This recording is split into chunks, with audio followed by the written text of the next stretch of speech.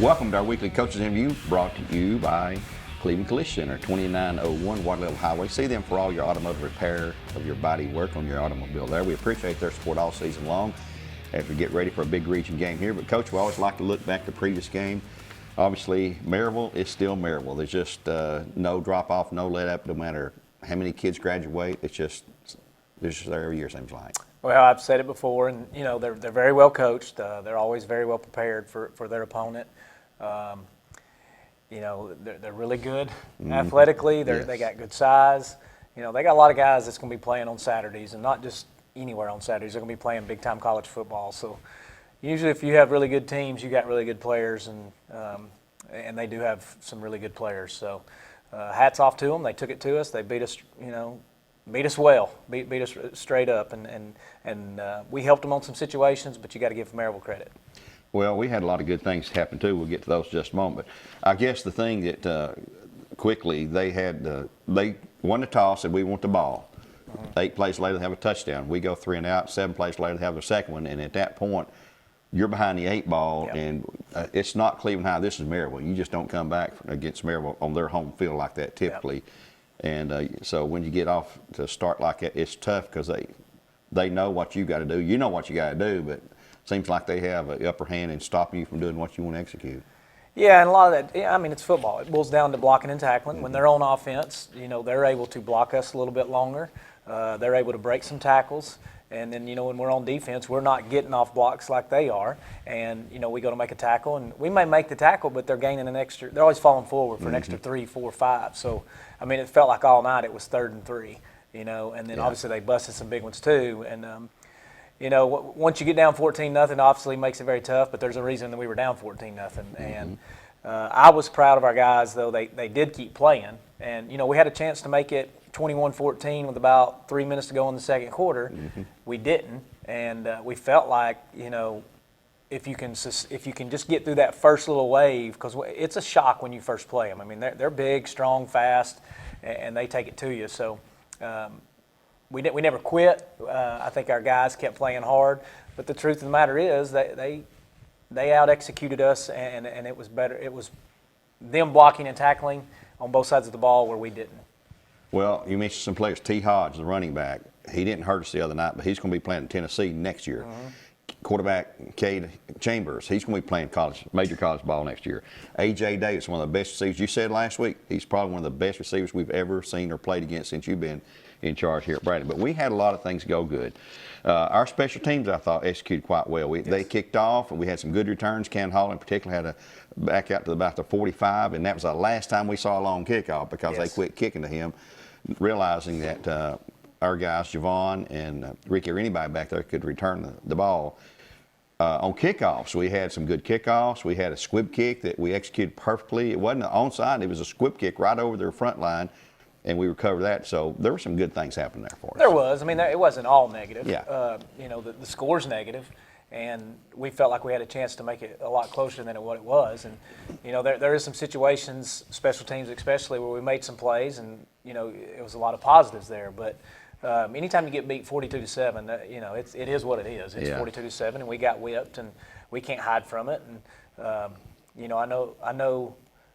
The good thing is we have another game this week. The bad thing is we got to wait till Friday to play it. You know what I mean? So we're just ready to get to the next game, and hopefully at some point we'll get a chance to play Maryville again and see if we can do any better. Well, it could happen. Who knows in the playoffs there. On offense, we went gambled a couple of times on 4th and quarterback sneak and got the first down. That was in the first half. Defense, we took away the ball twice. I mean, Maryville just doesn't make turnovers typically, but we took it away twice. So some positive things to work on there. And surprisingly, our crowd was great for a fall break on a long road game. We had a great turnout there, I thought. Yeah, that's good and bad a little bit. The stands are so close to the sidelines. You hear what everybody say. And my headset broke during the game, so I could hear a lot of stuff. But it is what it is. Sometimes people agree with you, and sometimes they disagree. We got to hear all about it. Remind me not to bring that up next week, okay? And they did have a new press box. We were on the visitor side, and we're really, really close to the field compared to where we are on most cases. And great facilities there and everything. Maryville was first class. And the thing I liked about they've already contacted me and asked me, how was your experience in the press box? And that's kind of people they are in the program they run.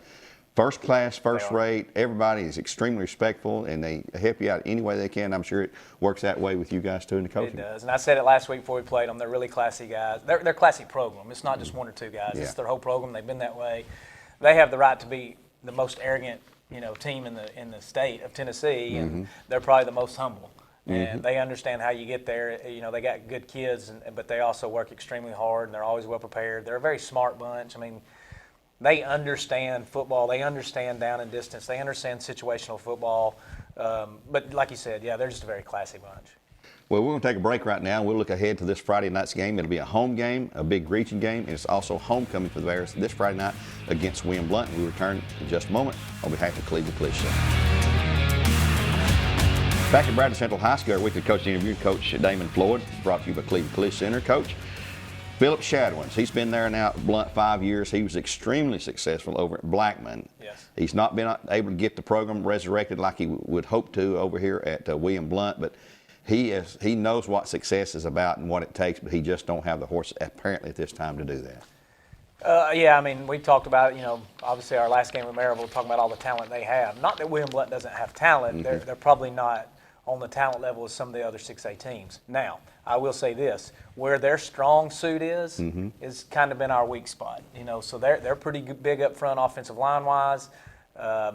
They have our previous films. They're going to try to control the clock by running the ball, keep our offense off the field, so we know what's coming. So we got to make sure we go out there and execute, and we got to make tackles. We got to get off blocks defensively. Special teams, it's going to be really important that we win the field position battle and don't give them short fields. And offense is going to have to get out there and sustain some drives and obviously score some points and take them out of their game plan. Well, you answered my next question. Their offensive line runs 285, 290, 270, 250. That's some big old boys out there, and they like to do. What is it that they like, and who are some key? I know. Let me back up here. Yep. Their quarterback, Trey Clemmer, 6'5", 190. He is a junior. He had 1,400 yards as a sophomore last year and 11 touchdowns. He's a threat apparently to wing that ball anytime he wants to. Do they prefer passing over running, or they mix it up, or? Yeah, they're going to try to establish the ground game first. And like you said, with the big offensive line, they're going to run behind those guys. But they do have the ability to still throw the ball and hurt you in situations. So like every other week, I know I'm repeating myself, but we've got to make sure we line up correctly to their formations.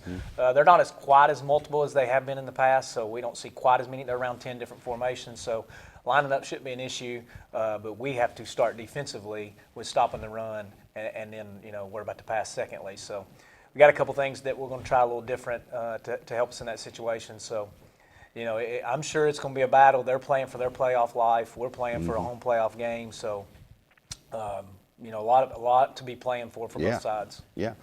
You mentioned they have about 10 formations. How many formations do we have on offense that you regard as places you could go to? I mean, we're pretty multiple, so we probably have around 25 that we'll take into a game week. Especially with Carter Howard, in the past we didn't really have a tight end, but now that we have Carter Howard, we have quite a few formations, and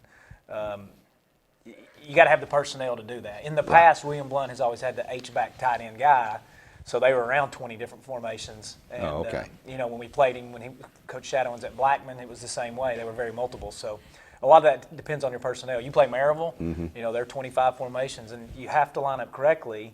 And there's a reason they're running those different formations.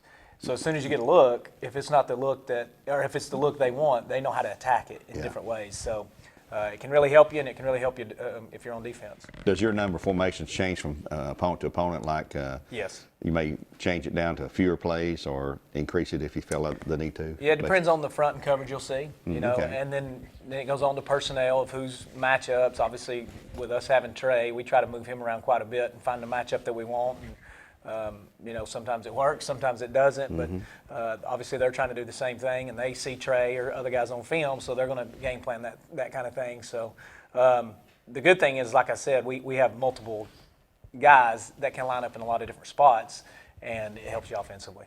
Well, it's homecoming Friday night. It's obviously going to be right here at Bear Stadium. It's a region opponent, and we've talked about this last week. We control our own fate. Where we're going to finish in the regular season standings determines whether or not we will be at home for a playoff or on the road for playoffs. So this is a huge game, and we need everybody there. again Friday. We do. It's like any other home game at Bear Stadium. We expect a lot of people to be there. It'd be loud. Bear Nation will show up, and we know they'll be there. But, you did talk about, like, we have a lot to play for. But if we don't take care of business on this Friday, then there's not a lot to play for. So Right. we need to make sure that we show up, and we should be a little angry and have a little attitude about us. And, the good thing is a physical sport. So if you're angry, you can take some anger out on Friday. Yeah, just don't take it out on the media, folks. That's all we ask you. That's going to wrap it up for this week. Appreciate Coach Floyd, as always, joining us here on behalf of Cleveland Collision Center. Join us Friday night, 6 o'clock on the Buzz, 101.3. We'll have our coach interview, our player interview this week with Tucker Carpenter, our award-winning football panel, and our pregame show. We'll kick it all off at 6 o'clock, and at 7:30 we'll have the kickoff.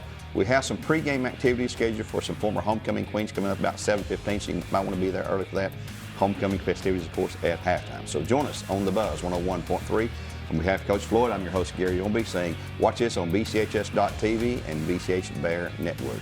So long till next time, God bless and go Bears!